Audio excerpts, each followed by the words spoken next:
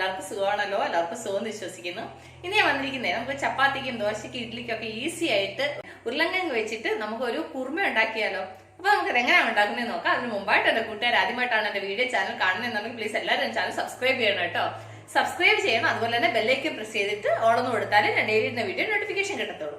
അപ്പൊ നമുക്കത് എങ്ങനെ ഉണ്ടാക്കുന്നത്, അതിന് വേണ്ടുന്ന സാധനങ്ങൾ എന്തൊക്കെയാണെന്ന് നോക്കാം. അതിനുവേണ്ടി പാൻ അടപ്പേ വെച്ച് പാൻ നന്നായി ചൂടായി ഇതിലേക്ക് കുറച്ച് എണ്ണ ഒഴിച്ചു കൊടുക്കാം. അത്രയും മതി. എണ്ണ നന്നായി ചൂടാകുമ്പോൾ ഇതിലേക്ക് ഒരു കപ്പ് ഉരുളക്കിഴങ്ങ് കേട്ടോ, ഞാനിത് സ്ക്വയറായിട്ട് കട്ട് ചെയ്തത്. നിങ്ങൾക്ക് എത്ര വേണം അതിനനുസരിച്ചിട്ട് എടുക്കാം.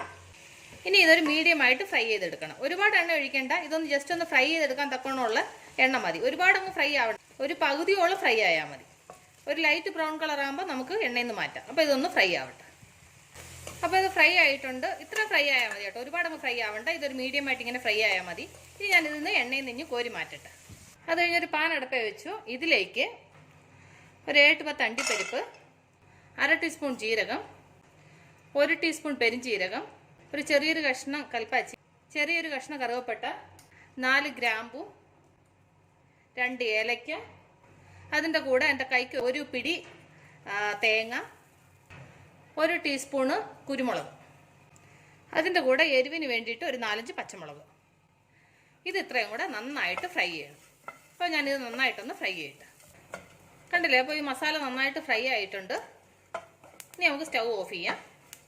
അത് കഴിഞ്ഞ് നമ്മൾ ആ ഉരുളക്കിഴങ്ങ് വറുത്ത അതേ പാൻ ഞാൻ അടപ്പേ വെച്ചു. ഇതിനകത്ത് കുറച്ച് എണ്ണയുണ്ട്. ഇനി ഒരു അല്പം കൂടെ എണ്ണ ഒഴിച്ചു കൊടുക്കാം. എണ്ണയൊക്കെ നിങ്ങളുടെ ആവശ്യത്തിന് ഉപയോഗിക്കണം കേട്ടോ. ഇപ്പം കൊളസ്ട്രോൾ അതൊക്കെ ഉള്ളവർ കുറേ എണ്ണ ഉപയോഗിക്കുന്നവരുണ്ടാവും. അപ്പോൾ നിങ്ങളുടെ ആവശ്യത്തിന് നിങ്ങൾ എണ്ണ യൂസ് ചെയ്യണം. അപ്പോൾ എണ്ണ നന്നായിട്ട് ചൂടായിട്ടുണ്ട്. ഇനി നമുക്കിതിലേക്ക് വലിയൊരു സവാള ചെറുതായിട്ട് അരിഞ്ഞത്.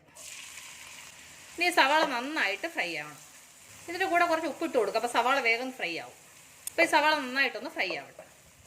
സവാള ഫ്രൈ ആവുന്ന നേരത്തിന് നമുക്ക് മസാല അരയ്ക്കാം. ഇപ്പോൾ മസാല ഇത് നന്നായിട്ട് തണുത്തിട്ടുണ്ട്. ഇതിന് കഴിഞ്ഞ് മിക്സിയുടെ ജാറിലോട്ട് ഇട്ട് കൊടുക്കട്ടെ. എന്നിട്ട് അതിൻ്റെ കൂടെ ഒരു 4-5 ഇതള് വെളുത്തുള്ളിയും ചെറിയൊരു കഷ്ണം ഇഞ്ചി. അത് വഴറ്റേണ്ട ആവശ്യമില്ല, ഇങ്ങനെ പച്ചയ്ക്ക് അരയ്ക്കണം കേട്ടോ, എങ്കിൽ ഇഞ്ചിയുടെ വെളുത്തുള്ളിയുടെ ടേസ്റ്റ് നമുക്ക് മനസ്സിലാവത്തുള്ളൂ. ഇനി ഇത് ഞാൻ നന്നായിട്ടൊന്ന് അരച്ചുകൊണ്ട് വരട്ടെ. അപ്പോൾ സവാള നന്നായിട്ട് ഫ്രൈ ആയിട്ടുണ്ട്. ഇനി നമുക്കിതിലേക്ക് വലിയൊരു തക്കാളി ചെറുതായിട്ട് അരിഞ്ഞത്. ഈ തക്കാളിയും കൂടെ നന്നായിട്ട് ഫ്രൈ ആവണം.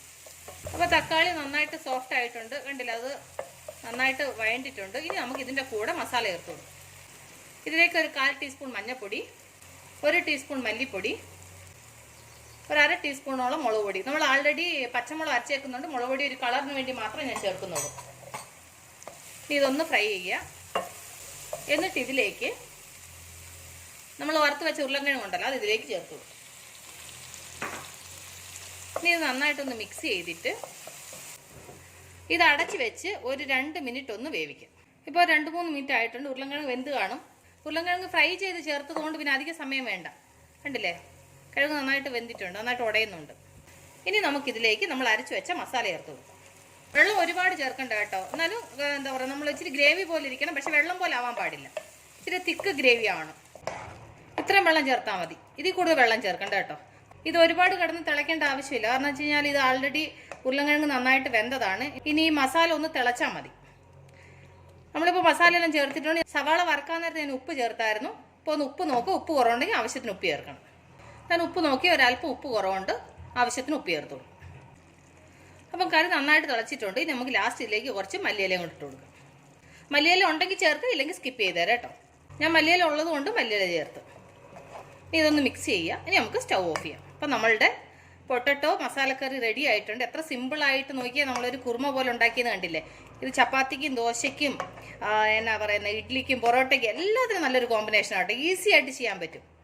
അപ്പോൾ എൻ്റെ കൂട്ടുകാർക്ക് ഞാൻ നിങ്ങളുമായിട്ട് ഷെയർ ചെയ്ത ഈ വീഡിയോ, ഈ റെസിപ്പി നിങ്ങൾക്ക് എല്ലാവർക്കും ഇഷ്ടപ്പെട്ടു കാണുമെന്ന് വിശ്വസിക്കുന്നു. നിങ്ങളെല്ലാവരും ട്രൈ ചെയ്യണം കേട്ടോ. നിങ്ങളെല്ലാവരും ട്രൈ ചെയ്ത് നിങ്ങൾക്ക് ഇഷ്ടപ്പെട്ടാൽ നിങ്ങളുടെ ഫ്രണ്ട്സിന് ഷെയർ ചെയ്യുക, ലൈക്ക് ചെയ്യുക, വാല്യുബിൾ കമൻറ്റ്സ് ഇടുക. നാളെ നമ്മൾ രുചികരമായ പുതിയ വീഡിയോയും പുതിയ റെസിപ്പിയുമായിട്ട് നാളെ നമ്മൾ വീണ്ടും കാണും വരെ ബൈ.